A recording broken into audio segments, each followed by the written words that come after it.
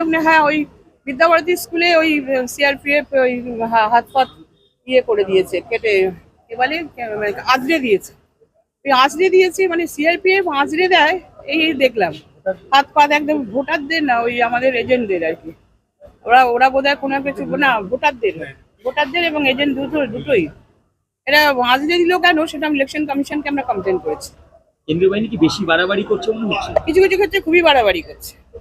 এরা ভাষাটাও ঠিক অনেক জায়গাতে বোঝে না, তো সব ইংলিশ হিন্দি সবটাই বোঝে না অনেকে, সেই ক্ষেত্রগুলোতে একটু বেশি অসুবিধা হচ্ছে।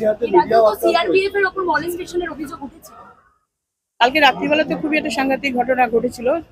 পিং বুথ হয়েছিল, সেখানে প্রায় 30-40 জন মহিলা ছিলেন, ভোট ভোট যারা নেন আর কি, ভোট কর্মী। সেখানে ড্রাঙ্ক অবস্থায় কিছু কিছু আমাদের সিআরপিএফরা ড্রাঙ্ক অবস্থায় ছিলেন।